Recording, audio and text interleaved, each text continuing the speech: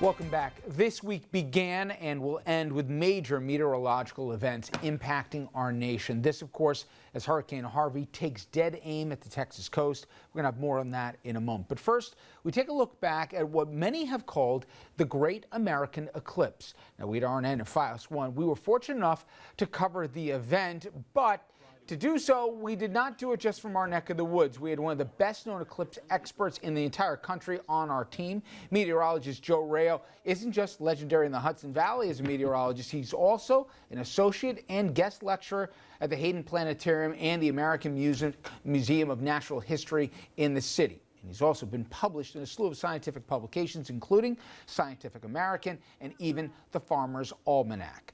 Joe, he had a unique perspective from which to view this week's eclipse, and he joins us now to talk more about it. And I'm sure, Joe, it is something that you will not soon forget. No, it's not. The adrenaline is still draining out of me from this past Monday.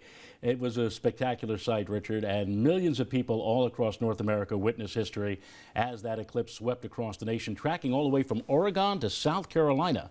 But they could not see what I did. I was fortunate enough to watch the eclipse from 40,000 feet above the Pacific Northwest. 3, 2, 1, there it is! Pure jubilation from 40,000 feet in the atmosphere. Totality. Beautiful. Totality. Beautiful.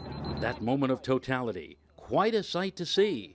Nature gracing us with this great American eclipse. The emotion on this special chartered flight, overwhelming for those lucky enough to be on board. Absolutely amazing. Absolutely amazing. To see that, you know, I don't even know how to describe it. It was just so awe-inspiring. The whole plane got quiet. It was like just such a cathartic thing that everybody was just so in tune and just concentrating. It just felt like you were looking into complete darkness with these wild, you know, bright tentacles coming out of it. It was truly, truly amazing. The 100 people on board, including yours truly, provided one of the first and best views of this historic event, from totality to the awe-inspiring sight of the corona, and then the diamond ring.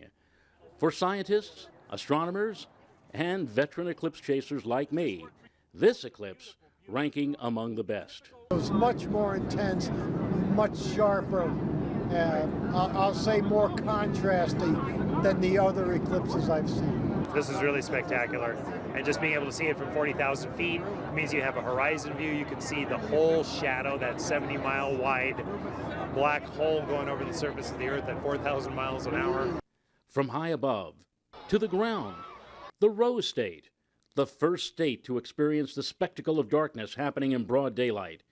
Eyes gazed up at the sky, all astonished by this celestial beauty. I saw basically just God's creation, really. That's all I can explain. It was totally amazing and breathtaking, and it left me in awe. You know, Joe, I think for the amateurs out there, and I can even tell you just from this building, the amount of people who poured out to go and see it above, the uniqueness of it. But there's also an important to this in terms of from a scientific, yes, the rarity, 40 years, but more than that, scientists learn a lot from these, right? Absolutely. You know, it's kind of ironic is that we know so much about stars hundreds and thousands of light years away. And here's a star that's literally right in front of us, 93 million miles from our planet. And yet there's still a lot of interest and a lot of mystery going on. For example, when the corona, that beautiful halo, appears during the time of a total eclipse, only visible during a total eclipse, we're still wondering why is it that the surface of the sun is 11,000 degrees. You'd figure as you move away from the sun, it gets progressively cooler, and yet the corona surrounding the sun is 2 million degrees. Why is that? Scientists are still, to this day, trying to figure out the mysteries of why that is, and there are a lot of other studies that are made and done during a solar eclipse, and the scientists, I'm sure, were very, very happy on Monday, as well as many people who have never seen one of these before and have become eclipse addicts and looking forward to the next one.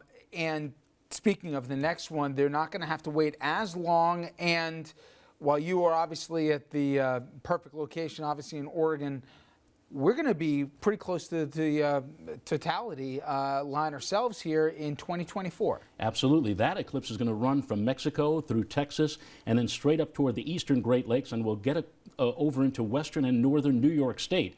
Buffalo will see it, and Rochester, Syracuse, and also the Adirondacks. So really, even though New York City is not going to see, the tri-state area is not going to see a total eclipse, they're going to see a lot more covered like next go around. 91%.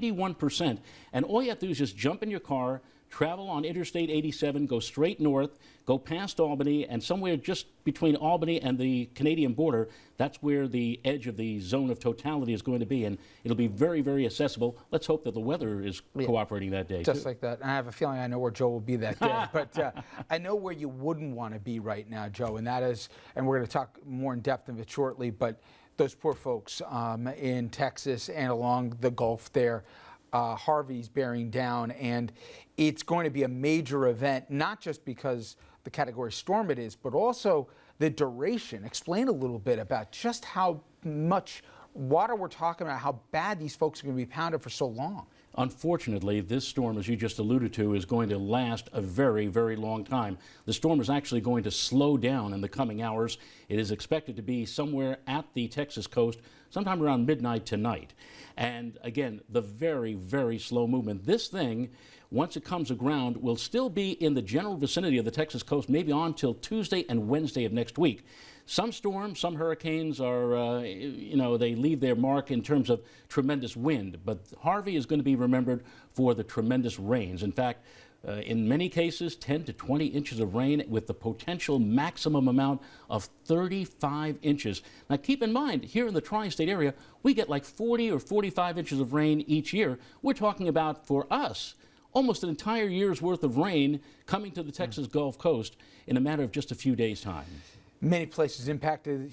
Houston, the fourth biggest market in this country, could be within also the danger zones as well. We'll continue to follow that. Joe, thank you so much. And Joe is center stage tonight. That is Files 1 News presents a special look back at the eclipse. You're going to see more from Joe, plus how people across our region watch the solar spectacular and what it meant to them. That is again coming up at 9:30 only on Files 1 News. Now, as we said, unfortunately, the majesty of this week's eclipse is giving way to worry and preparation along that Texas Gulf Coast. That is Hurricane Harvey gains strength and takes dead aim at Corpus Christi. It's part of the country that our own Andrew Whitman knows very well, spent 3 years as a reporter and anchor there. And as Harvey closes in, he's worried for the region and for good reason. Andrew? Yeah, Rich, in those 3 years that I spent in the coastal Bend region of Texas, 2005, 6, and 7, we got lucky when it came to hurricanes. We had some close calls, but none ever hit the Corpus Christi area. But I can still recall reporting from a flooded park in waist-high water. And that was just from a few inches of rain over a 2-day span, far less than what Hurricane Harvey is expected to bring. It's because so much of that area is at or near sea level, with a number of rivers there that empty into Nueces Bay in the Gulf of Mexico. The region's seawalls are aged and haven't been tested in some time, which could add to the storm surge. It's also a region that has not done well with its drain water infrastructure. Those are costly expenses that aren't really seen by the public and only felt during major storms, which is unfortunately what my friends in Corpus Christi are about to experience.